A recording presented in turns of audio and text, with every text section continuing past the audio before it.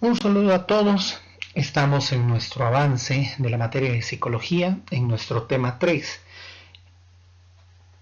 donde ya tenemos que empezar a reflexionar ya sobre la parte de las teorías de la personalidad, entendiendo el siguiente proceso. Hemos iniciado sabiendo primero qué es la personalidad y desarrollando un concepto básico. En un segundo momento, hemos entendido cómo se va estructurando la personalidad, qué elementos intervienen en el desarrollo de esta y que en su desarrollo incluso puede llegar a ser madura, que es una situación ideal en la personalidad. Ahora vamos a ver algunas de las formas que se tiene para hacer un estudio de personalidad. Porque, como hemos también entendido ya en otros encuentros, la personalidad va a tener variantes en su interpretación según los enfoques y escuelas psicológicas que lo estudien. Así que lo que queremos entender en este momento es algunas de las teorías de personalidad que existen y cómo llegan a entender esta parte del ser humano y cómo también intentan definirla. Que ahí vamos a entrar que cada teoría tiene métodos diferentes para definir la personalidad. Y es así pues que tenemos que definir entonces nuestro camino. Lo primero es saber qué es una teoría. Una teoría se va a considerar como un sistema organizado de conocimientos que ayuda a entender la realidad. Es decir, son postulados científicos estructurados en base al estudio de un objeto de la realidad que nos van a permitir explicar cómo funciona regularmente este fenómeno. Es decir, pretende hacer una explicación de cómo funciona regularmente este fenómeno. Obviamente, la palabra teoría también va a ser aplicada en términos científicos en varias otras áreas y obviamente también en cualquier postulado que tenga esas características, ¿no? De ser un sistema organizado de conocimientos que pretende explicar la realidad en cualquier ámbito. Puede ser, por ejemplo, en la física, que tenemos varias teorías, metafísica también actualmente, etc. Y por otro lado tenemos nuestro concepto de personalidad, que es nuestro concepto de clase, que espero no se les olvide y por ende lo repetimos muy seguido, que son las pautas más o menos duraderas de sentir, pensar y actuar que caracterizan a un individuo y le permiten su adaptación social o la adaptación en su medio social. Entonces, lo que vamos a ver es sistemas organizados de conocimiento que nos ayudan a entender a la personalidad.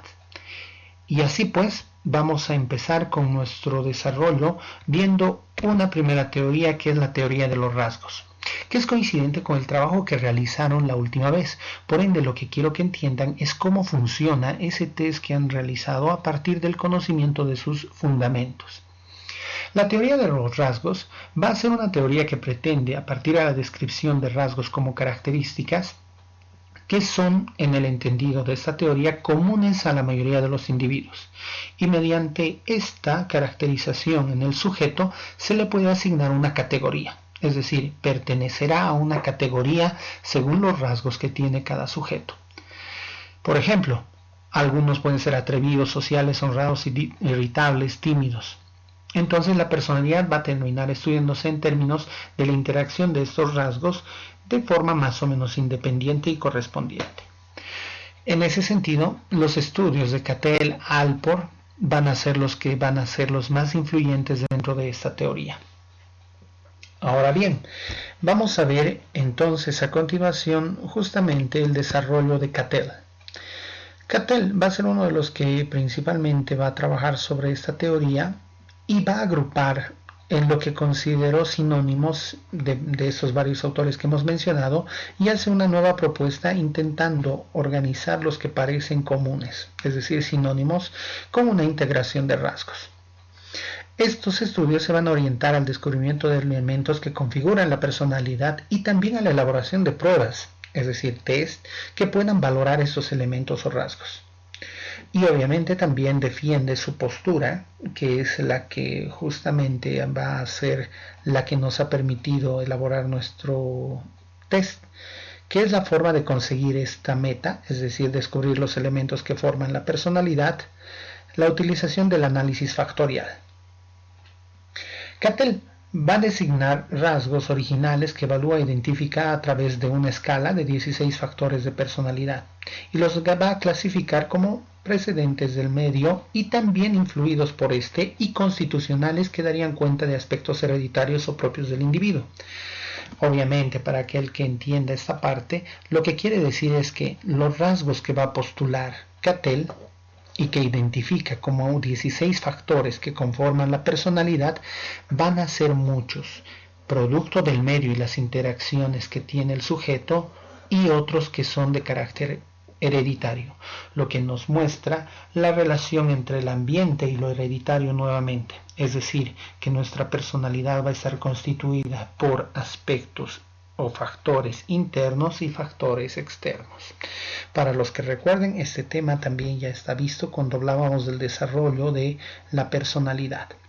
Y así pues llegamos precisamente a la parte del modelo de los 5 factores de personalidad básicos, que es una propuesta en la que postula que la personalidad básicamente, es decir, en un sentido esencial, va a tener estos 5 factores y que estos aparecen de forma reiterada, y para ello, para identificar cuáles son, se van a emplear diferentes pruebas, como la que hemos realizado. Y el desglose de este modelo va a ser ya un encargo en un siguiente encuentro, donde veremos cuáles son los 5 factores, cómo se organizan y también saber más o menos qué preguntas o qué tipo de estructura tienen los test que pretenden darnos cuenta de estos factores. Dicho ello, entonces espero nuestro siguiente encuentro para terminar de explicar este modelo.